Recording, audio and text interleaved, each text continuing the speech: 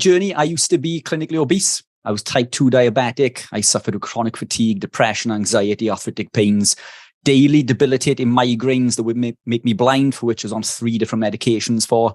My life was spent living in boxes. I lived in my house. I would jump into my metal box and I would drive that metal box to a big box, my place of work. And then I would perform this in reverse on the way home. I wouldn't venture outside of my boxes because my anxiety was so bad. I wouldn't go out in public unless I was drunk. And that was a problem as well. At one point, I was drinking up to 3 bottles of wine a night or a litre of whiskey, because I believe that through these incremental processes, we can gravitate people into a healthier lifestyle.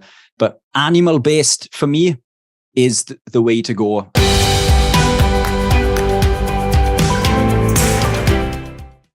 All right, folks. Good morning, everyone. We have a guest with us, Richard Smith's with us. Richard, I'm asking, unmute yourself, if you don't mind.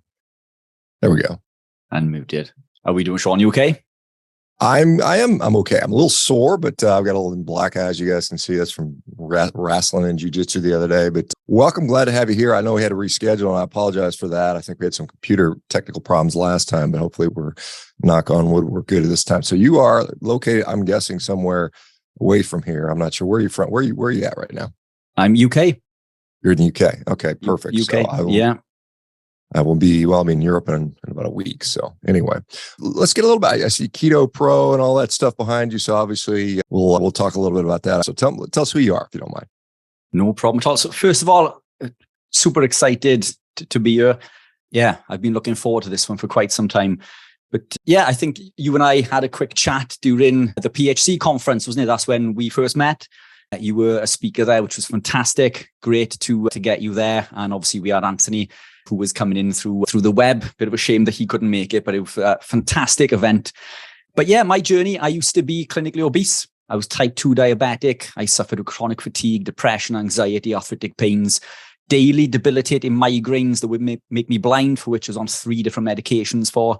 I suffered with severe skin issues. So my face and back were constantly covered in acne.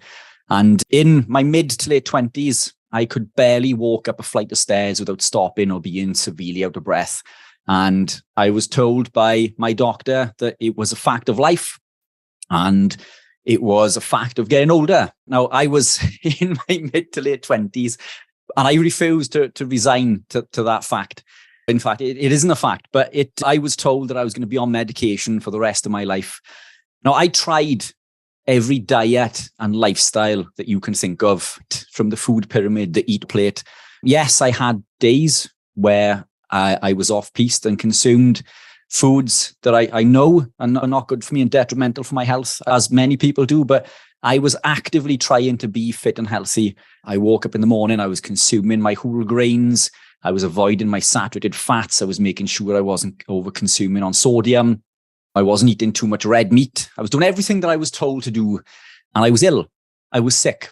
So one day I decided to take bread out of my diet for no other reason other than the fact that I knew that bread bloated me. Bread made me feel uncomfortable.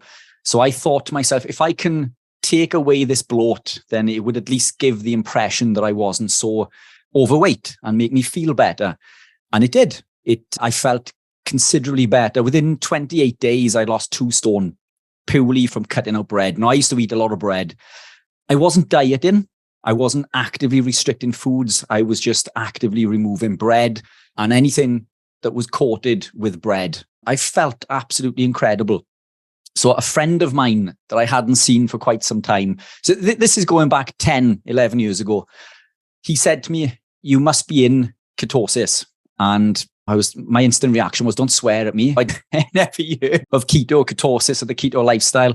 So I tested. I listened to what he had to say. I did a little bit of research. Now, back then, there was very little information around, especially within the UK. And the information that was around was misinformation, I believe. I'll go on to that now. But I tested on the urine strips and I was not producing ketones. So I looked a little bit deeper. I was still consuming lots of vegetables, foods that I thought were healthy, fruits. So I took those out. And then I went through the toughest 2 weeks of my life. I genuinely thought I was going to die. And I said to my wife one night when I went to bed, will you come and check on me in 20 minutes? Because I honestly think I'm not going to wake up. But I was so depressed. My anxiety was so bad that I couldn't leave my house. So my life was spent living in boxes. I lived in my house. I would jump into my metal box and I would drive that metal box to a big box, my place of work. I would get out of my metal box, come into this big box and walk into a smaller box within this big box. And then I would perform this in reverse on the way home. I wouldn't venture outside of my boxes because my anxiety was so bad. I wouldn't go out in public unless I was drunk. And that was a problem as well. At one point, I was drinking up to 3 bottles of wine a night or a litre of whiskey. I became addicted to the prescription drug tramadol because it used to make me feel a little bit better and help me cope with situations of anxiety. But my life was spent living in boxes. This night that I went to bed and I thought I was going to die, and I genuinely believed that my life, I felt, wasn't worth living because, and that's incredibly selfish considering I had a loving wife and things, but I was in a dark place. So I was willing to persevere. So I went to bed that night, and the next day I woke up feeling like $1 million. I woke up feeling the best that I had ever felt. And I didn't understand why. Obviously, I was doing everything that I was told that I shouldn't be doing, but I persevered for another 12 months. And over that period, I lost 107 pounds. I reversed my diabetes. I was now full of energy. I was depression, anxiety free, migraine free, completely medication free. My skin had cleared up and I felt the best that I had ever felt. So I went back to my doctor and he told me that I had to stop. I had to stop what I was doing because it was unhealthy. But I had just reversed my diabetes when he couldn't, when the medication wasn't working. I was following everything to the letter and it did not work. Now, everybody was begging me to come off this lifestyle because I was consuming lots of saturated fat, eating lots of protein, loads of salt, the complete opposite to what we are told to do. But I knew that I had felt this is the best that I'd ever felt. This couldn't be wrong. So I went against everything that everybody was saying to me, my doctor, my friends and family, loved ones. They even said that at one point I looked like a heroin addict because I had lost so much weight, but I felt absolutely incredible. So I persevered, and I was getting a lot of stick because we need carbohydrates, right? We can't live without carbs. You can't build muscle without carbohydrates. You don't have energy without carbohydrates. But my energy was through the roof. I began training again and I was building muscle. I was building lean mass. So I decided to enter an amateur men's physique competition. Now, that may not sound like an awful lot to many people, but this is coming from someone who suffers with severe anxiety that won't leave their house. The thought of standing on a stage in front of thousands of people, I would not have done that for $1 million. And genuinely, and that's a genuine statement.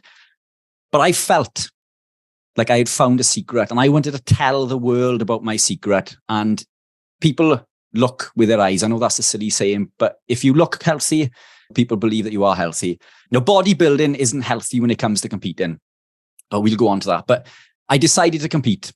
So I trained for a year. I told everybody that I was going to compete because I knew that I wouldn't back out once I had told everybody that I was going to compete. And I did. I compete. A super long story short, I competed. I came second in my first ever amateur competition. And I decided to go back the next year and I competed again. A year later, I'd improved so much that I was awarded pro status. And then I competed again and again. I went on to become British champion and eventually European champion at a professional level from being unable to walk up the stairs in my mid to late 20s. I'm nearly 40 now, and I'm the fittest and healthiest that I have ever been. Off the back of that, I quit my job as a purchasing manager. My wife and I sold the 2 houses that we owned outright. I sold my car, everything to put into becoming a nutritionist, keto pro, and helping people improve their health and well-being through things that we're doing now, through education pieces, networking with people such as yourself. I now work with the Public Health Collaboration. I work with Diabetes UK. I work with doctors and nurses in the NHS. I work with people with advanced polycystic kidney disease, Alzheimer's, dementia, cancer, diabetes, all the way up to amateur and professional athletes. So we cover all aspects, and every day living this lifestyle changes the lives of other people. I'm carnivore. I'm a strict carnivore. I'd regard myself as being a strict carnivore. I've gravitated into being carnivore over the last 10, 11 years. So I've been ketogenic for that time. The last 4 years or so, I'd regard myself as being animal-based or carnivore. The last year or two, probably a lot stricter, because we learn things as we go. Now, I spent my early days when I was living a ketogenic lifestyle consuming lots of broccoli, kale, and doing my spinach smoothies with my turmeric and my black pepper. And one day I decided that I wasn't going to make my veg, because it takes time to boil vegetables. And through laziness, I didn't cook that veg that day. And 6 months later, I had only eaten meat, nothing but meat for 6 months. And I felt even better again. Now, vegetables contain vitamins and minerals. So, why am I feeling so healthy? Where are these vitamins and minerals coming from? So that led me down the path into investigating phytoalexins and plant toxins. Obviously, we understood that grains contain lectins, which are detrimental to our health. Now, lectins will bind to the enterocytes lining the gut. They'll cause the release of a molecule called zonulin. And zonulin release will cause a gap in the tight junction between the epithelial cells. And this will lead to undigested protein molecules traveling into the bloodstream, where they'll be seen as a foreign invader, and the body will create antibodies to fight them. And then through a process called molecular mimicry, the body starts attacking other proteins in the body that look the same. So this is why grains are detrimental. But further investigation led me down the path of looking into other forms of lectins. Nuts and seeds and even nightshades contain lectins in the form of wheat phytohemagglutinin and solanine and things in vegetables. So I began restricting those and investigating how nutrient-dense animal proteins were and how lack of nutrients vegetables actually contain. So vegetables are not a good source of nutrients. As I was growing up, I was told to eat carrots for my eyes so I could see in the dark. For retinol, vitamin A, except carrots and vegetables do not contain retinol. They do not contain any vitamin A. They contain something called beta-carotene, which is a precursor that needs to be acted upon by an enzyme called BCMO to convert it into the active form of retinol. And in order to do so, it's depleted by 21 times. And then B vitamins. B vitamins are incredibly scarce in vegetables. Vitamin B3, niacin, pyridoxine, vitamin B6. Cobalamin, vitamin B12, does not exist in plants. Vitamin D does not exist in plants. Kale, I was told to consume kale for vitamin K. And in the UK, kale even has a stamp on it that says high in vitamin K. And it's a complete fallacy, because kale doesn't contain any active form of vitamin K. The human body needs vitamin K2, and kale contains vitamin K1. And again, we need to convert K1 into K2, and it does it so inefficiently, close to zero is converted. Vitamin D doesn't exist in plants. Creatine, choline, carnitine, carnosine, all of these things we cannot get from plants. Plants are not a good source of nutrients. I used to consume lots of broccoli because we are told that it contains anti-carcinogen properties in the form of a compound called sulforaphane. But sulforaphane isn't the hero that is made out to be. Sulforaphane causes clastogenesis, which is DNA damage. And it actually doesn't exist in a healthy broccoli plant. So it's created during the chewing process when myrosinase binds to glucoraphanin and it creates sulforaphane, which is a toxic isothiocyanate. And this sulforaphane, as I say, is so toxic, it doesn't exist in a healthy plant. But we're told that it's good for us because we're told that it has these anti-carcinogen properties. But why would you take a chemotherapy pill unless you had cancer? If you don't have cancer, why are we taking chemotherapy pills? And the list goes on. I went into investigated polyphenols, curcumin, which is found in turmeric, resveratrol in berries, quercetin in onions, catechins in tea. And we're told that these are incredibly good for us because we're told that they're antioxidants, but they're not. This is a fallacy. They are in fact pro-oxidants. They activate something called the NRF2 pathway, which is an oxidative stress pathway. Now, this is the same pathway that arsenic, lead, mercury, and tobacco smoke will increase. So what scientists are actually seeing is this increase in glutathione, which is the body's master antioxidant. Glutathione conjugates to this toxin to excrete it from the body. And what we're seeing is this elevation of glutathione, but it doesn't stay elevated. It comes back down to baseline and quite often goes lower. True hormesis is things like environmental hormesis, like cold water therapy or heat treatment. That is true hormesis, where the body will elevate glutathione and it will remain elevated. I used to eat my smoothies. I was dead set in the early days of consuming my spinach with turmeric, and I'd add black pepper to this. Unbeknown to me, the black pepper actually blocks an enzyme called glucuronosyl transferase, which is the enzyme that actually takes it out of the body. Now, curcumin in turmeric and spinach also contains oxalates. These are detrimental to our health. Again, they cause DNA damage. They cause hyperoxaluria, which leads to hypothyroidism and even autism in children. Now, I used to consume these foods on a daily basis, and I was considerably healthier than I was prior to this. But when I removed them, I became even healthier. So these foods are not this magic elixir that they've been made out to be. Other foods that contain flavonoids, which are a group of polyphenols. Narinogin has got a lot of a thing in the press lately.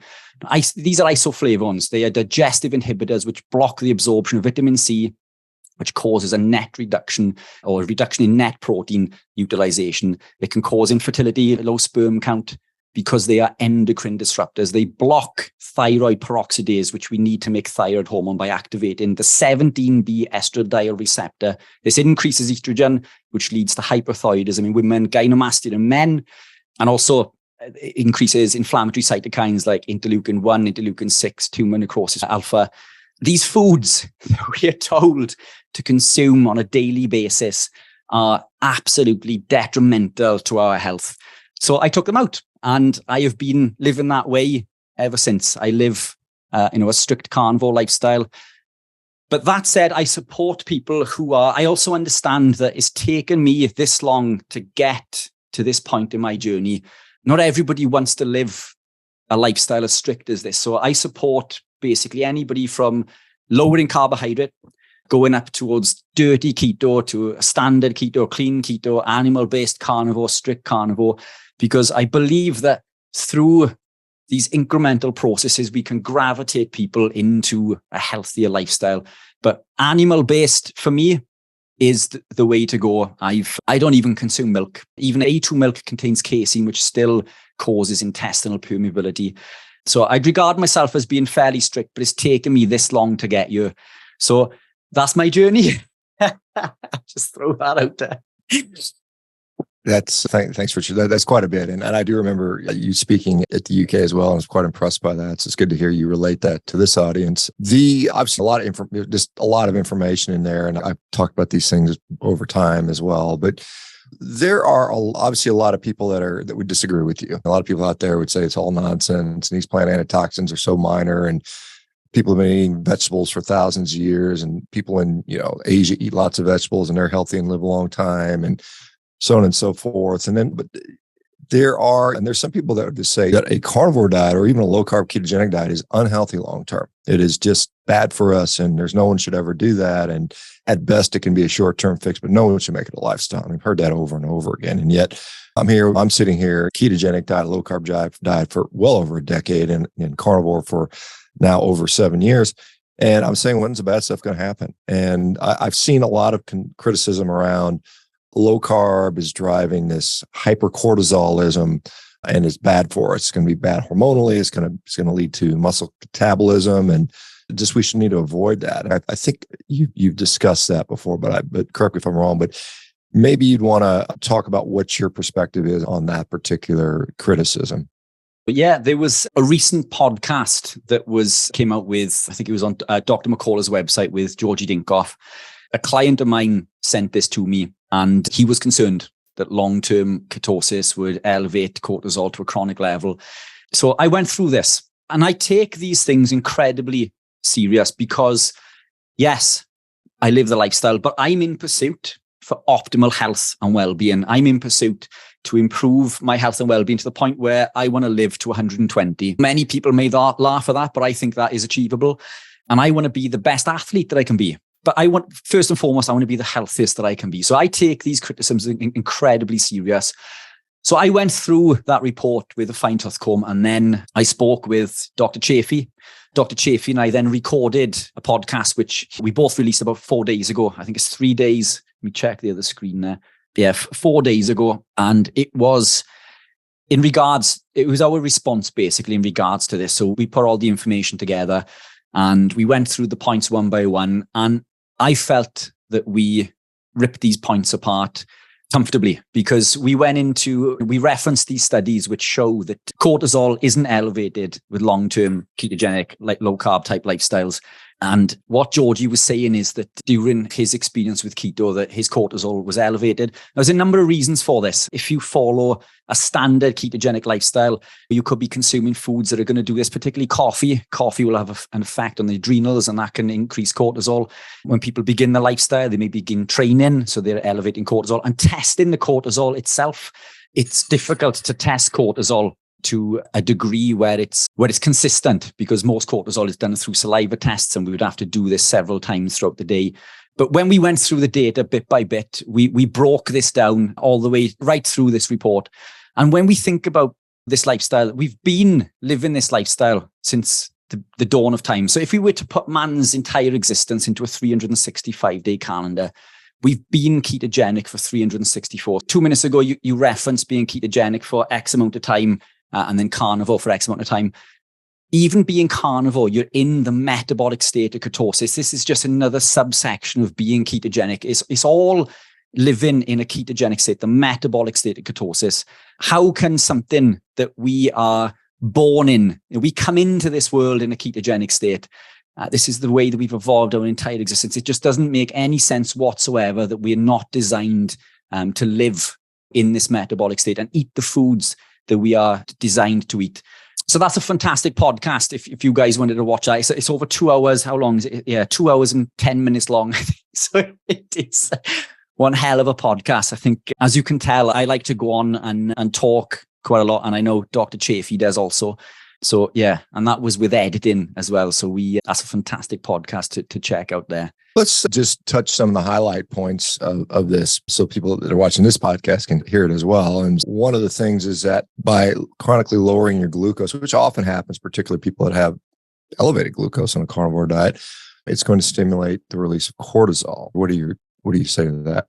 If it does elevate, it's only being elevated to our natural physiological level.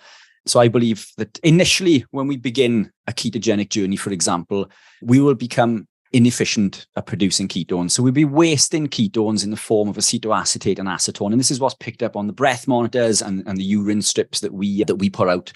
But BHB, beta hydroxybutyrate, is the master ketone body. And it takes time to upregulate this. So we go through a process of creating glucose through gluconeogenesis, which we continue to do. But this will elevate cortisol even more in the initial phases of becoming ketogenic, because our bodies are going through this adaptation period. But as we come through this and we create ketones and we upregulate things like the monocarboxylate transporters, enzymes and pathways within the body that allow us to utilize ketones at a higher level, then these levels will drop back down. But if they are elevated, then they are meant to be. And by that, let's look at cholesterol, for example. Now, these seed oils that we consume on a daily basis contain phytosterols, which artificially lower our cholesterol. So one of the criticisms of being ketogenic and carnivore is that it increases cholesterol.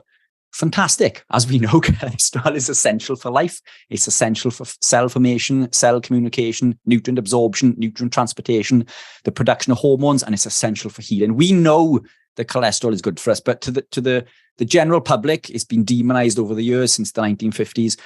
But what happens when we take these phytosterols out of the body? Our cholesterol returns back to a natural physiological level. So when we are testing for things like cortisol, let's go back to the dawn of blood testing. When blood tests were originally invented, they didn't have any prior blood tests. They had no gauge or anything to compare it to. So they tested a group of people and then deemed that these are normal ranges to be in. But normal people are sick. As a society, we are completely unhealthy. These people are unwell and sick. So we don't want to be in this normal range. So if these ranges in regards to cholesterol, if we are outside of this range, then this is where that we want to be, because our bodies have simply just gone back to its natural physiological level. And we see this every day. We see it in the community every day. People constantly post things of reversing diabetes, not just obesity. Obviously, losing weight is just a side effect. We see people improving things like Parkinson's and Alzheimer's to a degree, because now they're flooding their brain with beta hydroxybutyrate instead of being, their brain can be swimming in a sea of glucose and unable to process that glucose, but BHB will breach that blood-brain barrier and supply the brain with this energy. We see people. I recently worked with somebody who suffered with advanced polycystic kidney disease. Now, advanced polycystic kidney disease it degrades basically the cysts grow year on year, around 5%. So it becomes worse every year. And what we told with the kidneys, not to overconsume salt, not to overconsume protein. Now, I put this young lady on a carnivore lifestyle, eating nothing but meat, eggs, fish, and cheese, lots of sodium. And we've stopped the progression of that advanced polycystic kidney disease in its tracks, which is absolutely unheard of. People reversing things like osteoporosis, which is meant to be incurable, all because we're increasing the amount of protein and sodium that they are consuming. Bone is mineralized protein. So we can't build bone without protein and minerals. And there's a direct correlation with sodium consumption and the absorption of calcium to the bone. And these are all things that we do. These are things that we consume on a daily basis. Again, taking things back to our natural metabolic state. So when someone says that these enzymes or these readings are out of whack, then they're out of whack compared to what? Compared to a sick person. But we're not sick people. And we did the Carnivore Live recently, and we had world-leading speakers, experts from all over the world. There was not one overweight person who came on to that 24-hour live to speak with us. There was not one person that looked unhealthy. There was not one person who had bad skin. And no disrespect to the vegan community, but I don't think you can say that in regards to people living a vegan and vegetarian lifestyle. And that's something we can go into. And that's no disrespect to them. I think it's just lack of education. But there are certain things that a vegan and vegetarian does not consume on a daily basis. And you can't supplement with some of these things. Vegans and vegetarians, and this isn't a dig at that community. I work with lots of vegans and vegetarians. I respect anybody's dietary choices. But what I try to do is educate and try to get to the bottom of why they think that they're benefiting from being a vegan or vegetarian, because quite often it's to do with things that are not legitimate. Animal cruelty, as we know, more animals are killed by vegans and vegetarians through the land being destroyed and the land being desertified and killed. We kill a whole ecosystem when we desertify a field and spray it with things like glyphosate and these toxic chemicals. But then it's meant to be healthy. But some of the most depressed people in the world, and this is a fact, so suicide rates is higher in vegans than it is in anybody else. And it's because they feel depressed. And that's because the foods they're eating are not allowing them to build the neurotransmitters in the brain. So there's something called the catecholaminergic neurotransmitters in the brain. And we need specific amino acids, things like tyrosine and tryptophan. The catecholamines, dopamine, epinephrine, norepinephrine, are made from tyrosine, and the indoleamine serotonin is synthesized from tryptophan. But we need cofactors to create these things like iron, zinc, and vitamin B12. A vegan vegetarian lifestyle is completely devoid of these amino acids because we can't get these from plants. And then we cannot get iron from plants. I hate to break it to the community, but Popeye was lying. Spinach is not a good source of iron. The human body needs heme iron, and we cannot get that from plants. So we're devoid of iron, which is devoid of zinc, and does not exist. Cobalamin does not exist in plants. What people don't realize is when they live in this lifestyle, they're consuming lots of grains, lots of soy products. And again, these grains contain lectins, which are carbohydrate binding proteins. They bind to the microvilli lying in the gut, and they prevent the absorption of other nutrients, as well as phytic acids within these foods as well. So phytic acid will block the absorption of zinc, iron, and magnesium by as much as 100%. Now, if the brain, or these neurotransmitters, these amino acids can't be synthesized by these cofactors to create these neurotransmitters, then this is going to lead to lack of neurotransmitters in the brain. It's going to lead to us feeling depressed. And we're hardwired to chase dopamine. This is essential for the survival of the human race. This is what leads us to procreate. And when we consume a whole animal-based diet, these neurotransmitters are getting everything that they need. We get everything we need, not just to survive, but thrive. But when we come away from this and we block the body's ability to do this, we're unable to create these neurotransmitters, and we become depressed and we become suicidal. We chase this dopamine fix. So we'll go for the next best thing. So we chase the sweet fixes. And then this leads down a slippery slope of becoming a sugar addict. And sugar is a drug. Sugar is a drug. It's more addictive than heroin. Yet you can buy it in every corner store, in every street in the world. It is food addiction. Another topic is food addiction isn't recognized as being a real thing. We've got drug addiction, we've got alcohol addiction, gambling addiction, but food addiction is not recognized as a true addiction. Yet that is the root cause to almost every illness and disease that we know of. It'll lead to increased inflammation, glycation, oxidative stress, insulin resistance, and a downward spiral of ill health. And the way that we combat that is by eating animal proteins. It's as simple as that. We are designed to live this lifestyle. So that's my short answer. Yeah. Well, thank you for the short answer. We would love to see the long answer sometime. No, it's interesting.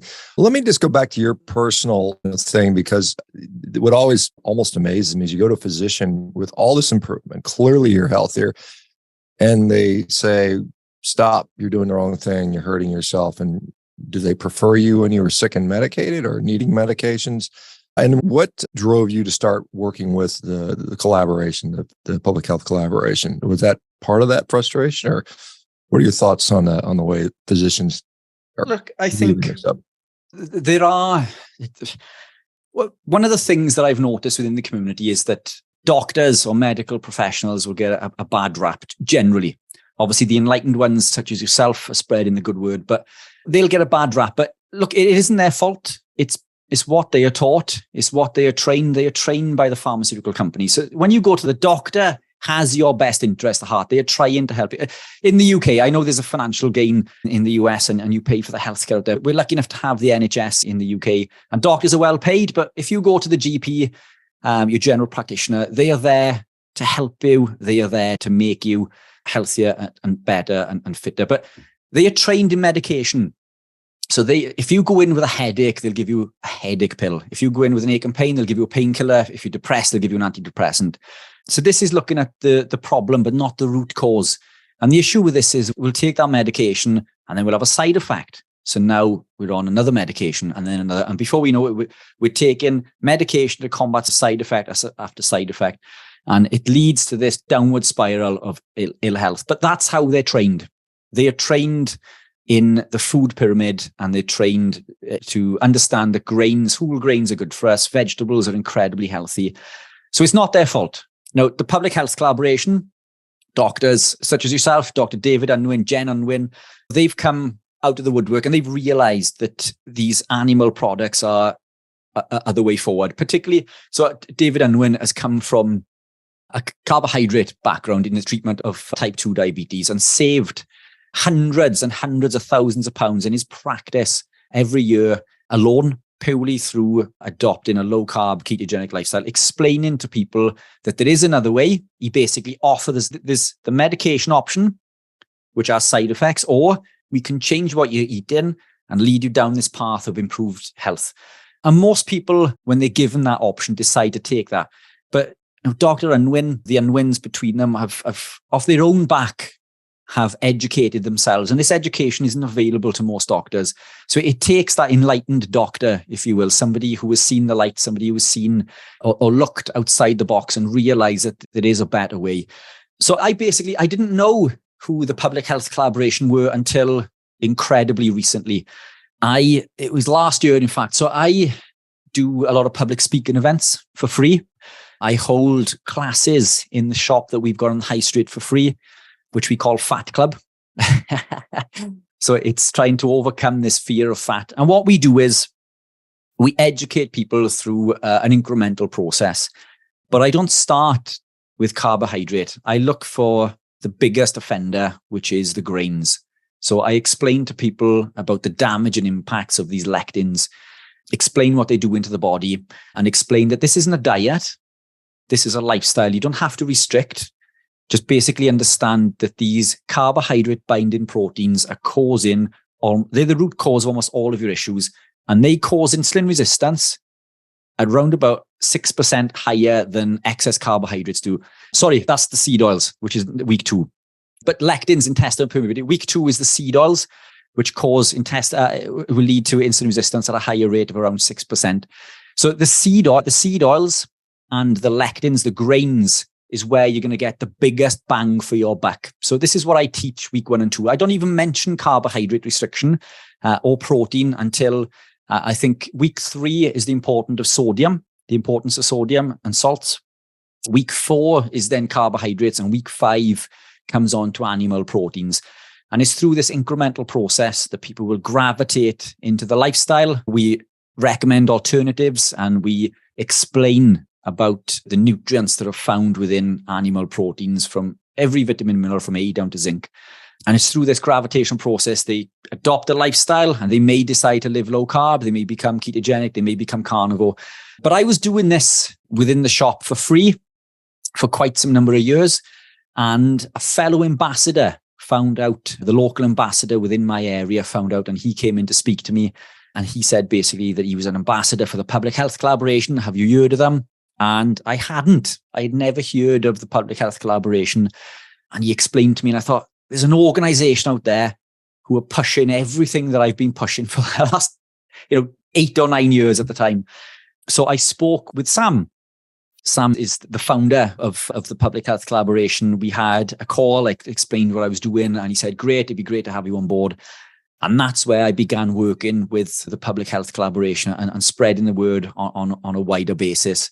So it's incredible what they're doing. As you flew out to give a presentation, a talk there, one of which was a debate with the vegan community, which was absolutely incredible, by the way.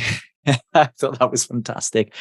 And that's where I am now. That's where we are to date. I also work with Diabetes UK, and all this is for free. So when people say that I came into this for the monetary gains, the financial gains, I've never been so broke in all my life. I came from being a purchasing manager for an electrical engineering company to giving most of my time for free in order to spread the word, to tell everybody about my secret. And that's why I'm on the call today. You kindly invited me to come on. And as you noticed, you can't shut me up. I will tell anybody about the lifestyle that is willing to listen. And I will even tell the people who don't want to listen. This is the magic elixir. I can't express how much it has changed my life. And the people that I work with, the things that we get, the people that we help. There's people that come in who have been suffering with 20 or 30 years of these chronic illness diseases, severe gastrointestinal problems. And they come back to me after paying thousands and thousands of pounds privately to no avail, come in, a quick consultation, which I do for free. I do charge for some consultations. So I offer free and paid consultations. The free ones, there's a big backlog, as you can imagine. It's about a 2-month waiting list.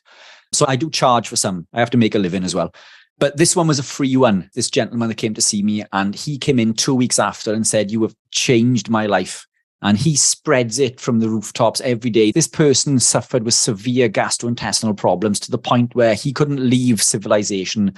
He was a window fitter, and he had severe problems with his gut, which involved having to use the toilet up to 15 times a day, severe cramps. He couldn't gain any weight because his body wasn't absorbing any nutrients. And one day he sent me a picture up the mountain in the middle of nowhere. And I was like, fantastic. It's nice to know you're having a great weekend. And he said, no, Rich, you don't understand. He said, I have not been able to leave civilization in the last 15 years. I need to be around a toilet. You've changed my life. And that makes everything worthwhile. This is why I do what I do. Off the back of that, he did 100-mile hike in the Himalayas to raise money for charity in recognition to healing his gut. And this is what our lifestyle does. It's a healing lifestyle. So when somebody turns around and tells to me that this is dangerous, you have not seen the things that I have seen. You have not seen these things that appear to be miraculous. And it isn't miraculous. It's the body healing and repairing itself, because that's what our lifestyle does. We are supplying the body with all of the nutrients that it needs. to heal and repair while restricting those toxic chemicals that are in these foods that we consume every day that are detrimental to our health. So that would be my answer to anybody that says that our lifestyle is not sustainable and that we are harming people and eating meat is not good for you. You have not seen the things that I have seen. Yeah, and myself as well. I see it literally every single day. I cannot tell you now. I lost track. It's well into the many thousands of direct observations of people that have literally gone from your situation, very sick. And I guess the other thing that kind of strikes me at your story is you're in your 20s and somebody says, well, that's just aging. And that's what you're going to expect. And you can't even walk. It's just, wait a minute, that doesn't make sense. I'm just wondering what doctor would ever say that. It's aging and I'm 20. Come on now. That doesn't make any sense. What have along the way, obviously there's no shortage of critics. I've got, like, I cannot tell you I have. And one of the things that they, for some reason, and I don't understand this, maybe you can figure this out. Clearly there are people that are benefiting from this and getting off medications, putting lifelong chronic diseases into remission. And people are very critical of that. Why do you think that is? Why do you think people would be not happy for some people becoming healthy? Why would we want to put them down or put the thing? What do you think is motivating that? It is financially driven, isn't it? So the Sugar Association and the pharmaceutical companies are owned by the same companies. It's the perfect business model. One group of companies makes you sick and the other offers you a medication in order to make you better. Now, one of the criticisms that I get is that if this were true, why would they tell us to eat 5 fruit and vegetables per day? Because fruit and veg are full of nutrients, which, as I explained earlier, they are not whatsoever. But what happens when you consume? Have you ever tried eating 5 lots of fruit and vegetables? You feel incredibly full. You feel incredibly bloated. If you are filling your body up on fruits and vegetables, what are you not consuming? You are not consuming your animal proteins, which is the most nutrient-dense food on the planet. So what seems to be something that's completely innocent, and when people say, why would they say to eat these fruit and veg if they want you to be sick? That is exactly it, because you are not consuming your animal proteins. Year after year, eggs will rear itself as the cholesterol in eggs is detrimental to your health. Red meat causes cancer. Red meat does not cause cancer. The studies that bring this out, you can rip apart comfortably. I think one of them covered something like 800 studies, and out of that, they produced 16. Out of the 16, basically, only one showed any correlation. But many of these studies were done on animals, such as rabbits, which don't eat meat. It's not their natural food source. They injected rats with carcinogens and fed them protein or meat and said that it was the protein. So we can't count that. There was other ones in the study that was, if you consumed pizza, you were deemed to be a meat eater because there may be meat on your pizza. Never mind about the seed oils, the lectins, the phytic acid, and all the other toxic chemicals within that pizza. And I think there was only one in the study that showed any correlation. And that one study, out of something like 800, was done by the Seventh-day Adventists of America, who are a religious group who advocate for a vegan lifestyle. And even within their study, it showed that people were drinking soft drinks like Coca-Cola and eating junk food. So therefore, out of that whole study, not one study out of that 800 showed any correlation. But that's what they try to do. Every few years, there's a new study which the headline will be meat causes cancer or eggs raise your cholesterol, all this sort of stuff. And people buy into it because they only read the heading. They don't go through, and they're not trained to read studies. But if you look at those studies, the amount of studies that I have read where the conclusion does not correlate to the results within the study, you would not believe. But that's what people are doing. People are reading the headline of that study, and because that study says these foods are dangerous, then they must be, which is borderline criminal. And I think that what these companies are doing is criminal and is for financial gain. The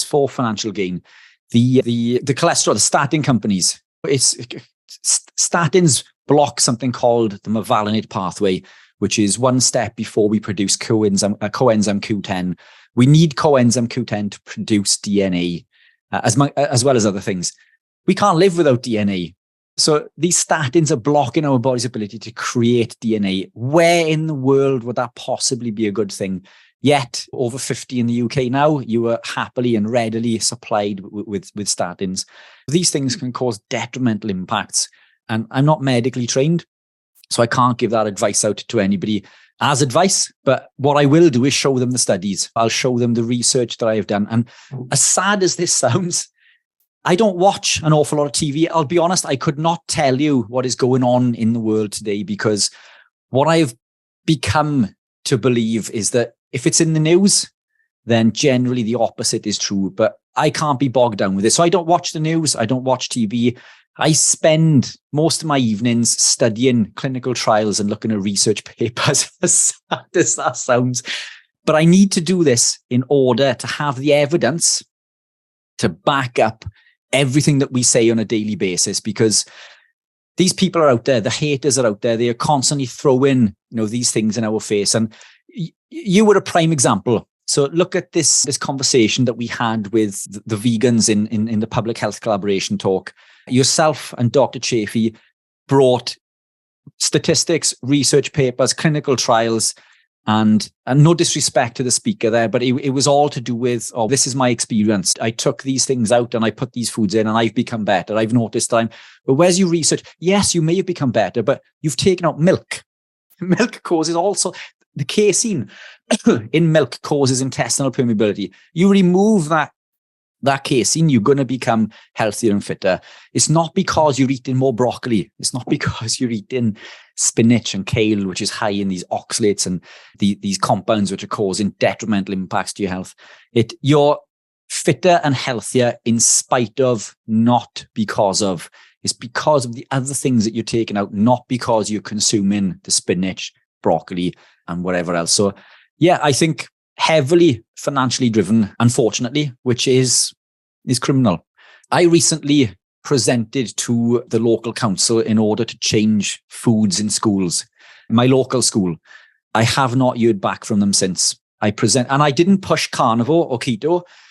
In fact, I pushed vegetables, because this is the gateway. If you tell somebody from the general public, general society, that eating veg is bad for them, they instantly switch off.